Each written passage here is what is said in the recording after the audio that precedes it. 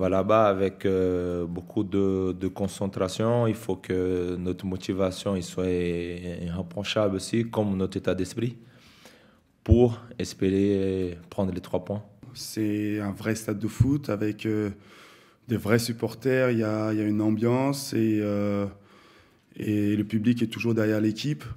Et c'est pour ça qu'il faudra faire un très bon match parce que ça va être difficile avec l'atmosphère qu'il va y avoir autour de ce match.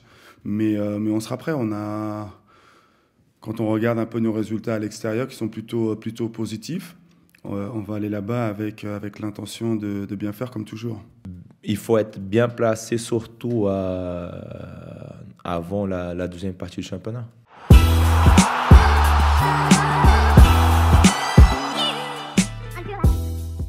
On va donner l'opportunité à des joueurs qui ont pas eu la chance de jouer récemment.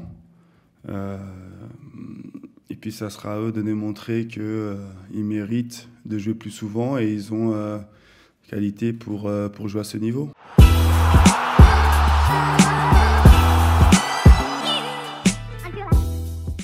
Non, je pense pas qu'après il faut commencer à chercher des petites excuses par rapport à la fatigue. Surtout moi, je suis le plus vieux, donc je joue presque tous les matchs. Donc voilà, les adversaires ils ont aussi une fatigue. Donc il faut se dire peut-être une baisse de rigueur, une baisse d'exigence, peut-être. Parce que quand on voit malheureusement le match contre Saint-Étienne, on doit le gagner. Quand on voit les 9-20 premières minutes contre Angers, on doit le gagner. Donc voilà, peut-être c'est ça, c'est après une série de victoires, tu tombes un peu dans pas dans les inconfort, mais dans la satisfaction, tu es content, voire très content. Et l'exigence, automatiquement, elle abaisse. Et ça, c'est le péché mignon de tous les sportifs.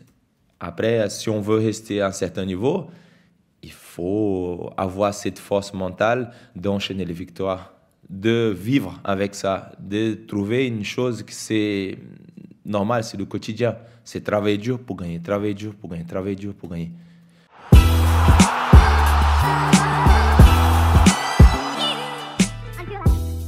Je ne veux pas parler de mes performances, ça me met mal à l'aise, mais c'est clair que moi, je pense que l'année dernière, surtout, il y a eu un déclic par rapport à mon âge, évidemment, parce que comme j'aime travailler, je travaille tout le temps beaucoup trop. Il y avait des matchs que j'arrivais sans les jambes. J'étais fatigué déjà, et comme les matchs s'enchaînaient, donc j'étais moins performant. Après, j'ai retrouvé la régularité.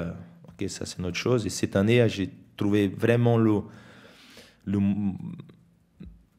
la bonne balance pour être performant sur le terrain, pour être constant, pour être dans la tête aussi. Je suis plus serein parce que parfois je prenais trop de choses pour moi où c'était rien à voir avec moi. Donc voilà, aujourd'hui je suis plus clair dans ma tête.